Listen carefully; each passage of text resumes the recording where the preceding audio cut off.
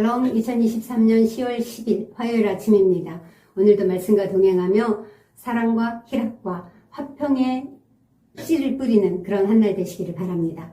오늘 함께 나눌 말씀은 사사기 9장입니다. 사사기 6장부터 9장은 기드온에 대한 이야기입니다. 6장부터 8장은 기드온 자신에 대한 이야기이고 9장은 기드온의 아들 아비멜렉에 대한 이야기이니까 전체 21장으로 이루어진 사사기 중에 4장이나 되는 그 이야기가 기드온에 대한 이야기입니다. 그러니 기드온이 차지하는 비중이 얼마나 큰지를 알 수 있습니다.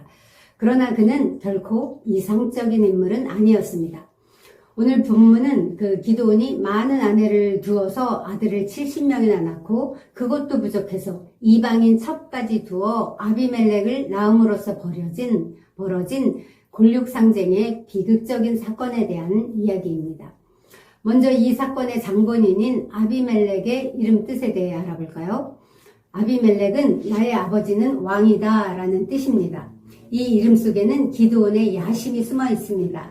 7장에서 그 미디안과의 전쟁에 임하는 군사들에게 여호와를 위하여 기드온을 위하여 라는 구호를 외치게 했을 때부터 그는 이미 왕의 자리를 탐하고 있었는지도 모릅니다.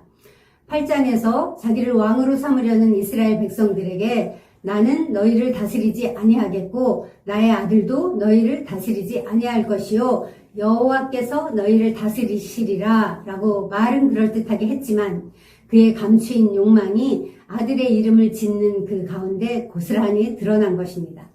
아들 이름을 나의 아버지는 왕이다 라고 지었다는 것은 결국 그 아들의 아버지인 내가 왕이다 라는 뜻이 아니겠습니까? 그렇게 기드온은 자신이 이루지 못한 그 왕권에 대한 흑심을 아들의 이름 속에 뿌려둠으로써 훗날 아비멜렉이 잔인한 이 살상을 저지르는 계기를 마련해준 셈이 된 것입니다.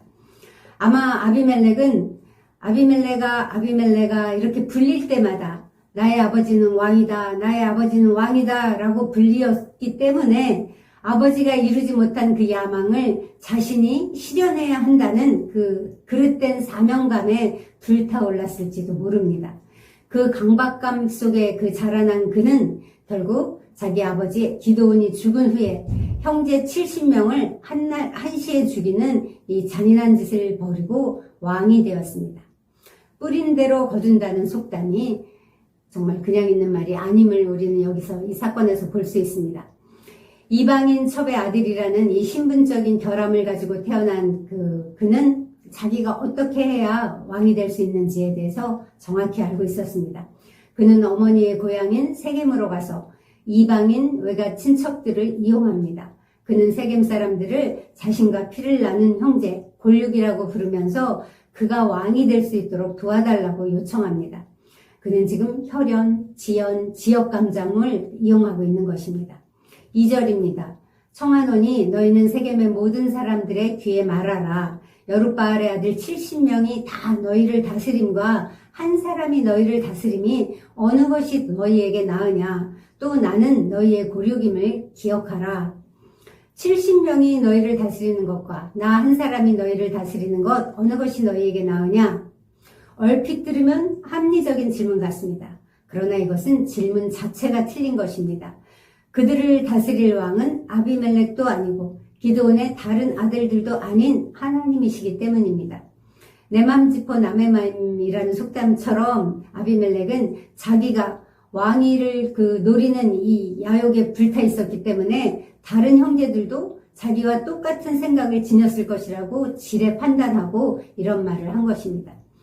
저는 여기서 질문에 대해 생각해 보았습니다. 우리도 종종 잘못된 질문 때문에 우왕좌왕하는 경우가 있습니다. 건강하게 사는 것과 병들어 골골하게 사는 것, 어떤 것이 하나님의 뜻이겠습니까? 부자로 사는 것과 가난뱅이로 사는 것, 어떤 것이 하나님의 뜻이겠습니까? 이 그럴듯한 질문이지만 이 질문 역시 잘못된 질문입니다. 건강과 질병, 부와 가난 중에 택일 하는 것, 그것은 하나님의 뜻과 무관합니다. 그런데 번영신학자들 혹은 고지론주의자들은 그런 질문으로 그릇된 답을 유도합니다. 이사야 45장 7절은 나는 빛도 짓고 어두움도 창조하며 나는 평안도 짓고 환란도 창조하나니 나는 여호와라. 이 모든 일을 행하는 자니라 라고 말씀합니다. 이 말씀처럼 하나님은 건강과 질병, 부와 가난을 다 사용하여 그분의 뜻을 이루어 가십니다. 그러므로 이런 흑백 논리식의 이 교묘한 질문은 조심해야 합니다. 우리가 건강하든 병들었든 부자이든 가난하든 하나님은 선하십니다. 잘못된 질문을 하는 사람들은 자기의 목적을 이루려고 유도 질문을 하는 것입니다. 세겜 사람들은 아비멜렉의 이 잘못된 질문에 속아 넘어가서 아비멜렉이 왕이 되는 일을 돕기로 했습니다. 그들은 바알브릿 신전에서 은 70개를 내어서 그에게 주었습니다. 결국 아비멜렉은 우상을 섬기는 신전의 돈을 받아다가 정치 자금으로 사용한 것입니다. 아비멜렉은 그 돈으로 방탕하고 경박한 사람들을 사서 자기의 형제 70명을 한날 한시 한 바위 위에서 죽여버리고 왕이 되었습니다. 여기서 우리는 자신이 얻고자 하는 것을 위해서 수단과 방법을 가리지 않는 죄의 모습을 목격하게 됩니다. 그러나 여러분, 혈연지연을 이용한 아비멜렉만 나쁘고 거기 동조한 세겜 사람들은 무죄할까요? 그렇지 않겠죠? 묻기와 듣기는 같은 무게를 지닌다 라는 말이 있습니다. 질문도 올바르게 해야 하지만 올바로 잘 듣는 것도 그에 못지않게 중요하다는 뜻입니다. 세겜 사람들이 속은 것은 결국 그들 속에도 이런 비슷한 욕심과 목적이 있었기 때문입니다. 유류상종, 그 밥에 그 나물이라는 속담처럼 그들의 어리석음이 맞장구를 친 것이지요. 그래서 성경은 무릇 지킬 만한 것보다 더욱 내 마음을 지키라 라고 말씀합니다. 모쪼록 물을 때나 들을 때나 우리가 바른 동기로 하고 하나님의 지혜와 분별력을 구하며 묻고 답하는 저희가 되기 바랍니다. 그런데 이 잔인한 사건 속에서 한 사람이 살아남았습니다. 죽음을 면하고 살아남은 아들이 기드온의 막내 아들인 요담이었습니다. 요담은 그리심산에 올라가서 그 나무들의 우화를 세겜 사람들에게 들려줍니다. 나무들이 감람나무와 무화과나무 그리고 포도나무에게 찾아가서 자신들의 왕이 되어달라고 부탁했습니다. 이 세 종류의 나무들은 왕이 될 자격이 있었음에도 불구하고 하나님과 사람을 기쁘시게 하는 것을 내가 어찌 버리고 가서 나무들 위에 우쭐대리요 라며 왕이 되기보다는 원래 자신들이 지음받은 그 목적대로 살겠다고 대답했습니다. 오늘 우리도 이런 고백을 하기 원합니다. 우리의 삶의 주인은 우리가 아니라 예수 그리스도이심을 고백하며 오늘 하루도 우리의 주인이신 예수님을 기쁘시게 하는 그런 한 날 되기를, 그분의 말씀에 온전히 순종하며 살아가는 우리가 되겠다고 이렇게 고백하는 한 날 되시기 바랍니다.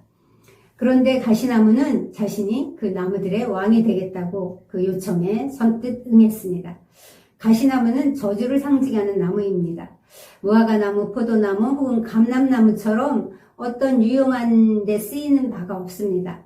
오히려 사람을 찌르고 고통스럽게 하는 나무이죠. 그런데 내 그늘에 피하라고 이 가시나무가 오만하게 말합니다. 그렇지 않으면 불이 나와서 나로부터 불이 나와서 너희를 다 태워버리겠다고 위협하기조차 합니다. 요담은 이 가시나무 비유를 통해서 자격도 능력도 없는 아비멜렉이 협박 공갈로 왕위를 가로챘다고 이렇게 이야기하는 것입니다. 그리고 그런 악한 아비멜렉이 너희에게 어떤 보호와 안식을 줄 수 있겠느냐라며 세겜 사람들을 경고한 것입니다. 사실 이 요담의 이 우화는 1차적으로는 세겜 사람들의 악한 행동을 책망하는 것이지만 2차적으로는 여호와를 배신하고 왕을 세우려고 하는 이스라엘을 책망하며 앞으로 있을 그 왕정의 폐해를 고발하는 것이기도 합니다. 왕을 세우겠다는 것은 하나님과 맺은 언약을 깨트리는 행동이기 때문입니다. 하나님과 언약을 맺었다는 것은 하나님을 자신들의 왕으로 섬기겠다는 뜻인데 그 언약 관계를 깨트리고 하나님의 왕권에 도전하는 그런 행동이기 때문입니다. 그러면 요담의 이러한 경고는 어떻게 되었을까요? 네, 그대로 성취되었습니다. 아비멜렉이 3년 동안 이스라엘을 다스린 후에 세겜 사람들이 아비멜렉을 배반한 것입니다. 하나님이 악한 영을 보내셔서 세겜 사람들로 하여금 아비멜렉을 배반하게 하셨습니다. 이는 아비멜렉과 그 아비멜렉을 도와서 그 여룻바알의 아들 70명을 죽인 이 포악한 일을 갚아주시려는 하나님의 주권적인 섭리였습니다. 하나님은 이 일에 가알이라는 사람을 사용하셨습니다. 가알은 아비멜렉은 누구며 세겜은 누구기에 우리가 아비멜렉을 섬기겠느냐 라며 아비멜렉이 그랬던 것처럼 지역 감정을 부추겨서 대항하게 만들었습니다. 아비멜렉은 자기가 사용했던 바로 그 동일한 방법으로 지금 심판을 받고 있는 것입니다. 이 또한 뿌린 대로 거두는 하나님의 섭리가 아닐 수 없습니다.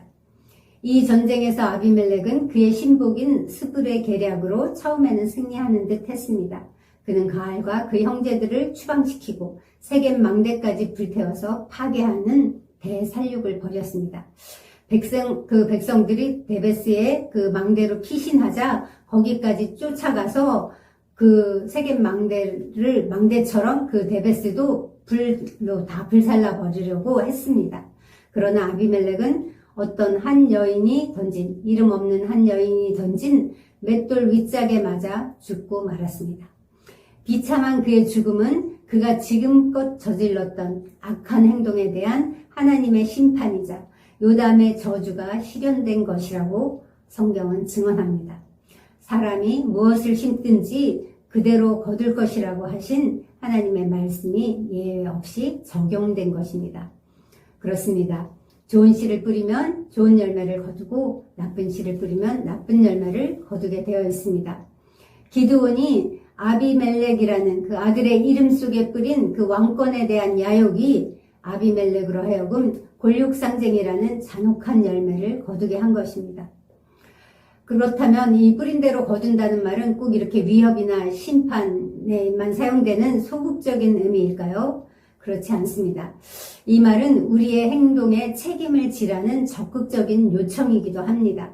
오늘 나의 선택이 우리 자신과 주변 사람들에게 어떤 영향을 미치는지를 안다면 오늘 우리는 친절, 관대함, 근면 등의 좋은 씨를 뿌려서 사랑, 희락, 화평과 같은 좋은 성령의 열매를 거두며 살아야겠습니다. 그렇게 살라고 이 말씀은 우리를 교훈하고 초청하는 것입니다. 사랑하는 성도 여러분, 오늘 무슨 씨앗을 뿌리고 있는지 한번 생각해 보시기 바랍니다. 오늘 내가 뿌리는 생각의 씨, 말의 씨, 행동의 씨가 빠르면 내 생애에서 거두어지고 늦어도 내 자녀들의 대에 가서 반드시 수확하게 된다는 이 엄중한 법칙 앞에서 두렵고 떨리는 마음으로 겸손히 살기를 결심하는 그런 하루 되시기 바랍니다. 이스라엘의 진정한 왕이 여호와 하나님이셨듯이 우리들의 진정한 왕도 오직 하나님뿐입니다. 우리의 왕이요, 우리의 주인이신 하나님이 기뻐하시는 일, 그런 생각, 그런 말, 그런 행동을 하며 그렇게 순종하며 사는, 그래서 풍성한 열매를 거두며 사는 저와 여러분이 되시기를 소망합니다. 기도하겠습니다. 하나님 아버지 감사합니다. 정말 불꽃 같은 눈으로 우리를 감찰하시고 사람의 그 폐부를 주님 다 꿰뚫어 보시는 하나님이신 것을 저희가 압니다. 하나님, 이 아비멜렉의 이야기를 통해 우리가 죄의 씨를 뿌리면 사망을 거두고 주님 예수님처럼 믿음의 씨를 뿌리면 영생을 거둔다는 것을 그 뿌린 대로 거두는 하나님의 법칙에 대해 알려주셔서 감사합니다. 오늘 하루도 어디에 있든지 무엇을 하든지 그리스도를 뿌려서 정말 그 생명을 수확하는 그런 한날 되도록 저희를 인도하시고 축복하여 주시옵소서. 오늘도 우리 삶 가운데 찾아오셔서 그 일을 행하실 주께 감사드리며 예수님의 이름으로 기도합니다. 아멘. 이제 말씀을 기억하며 기도하시기 바랍니다.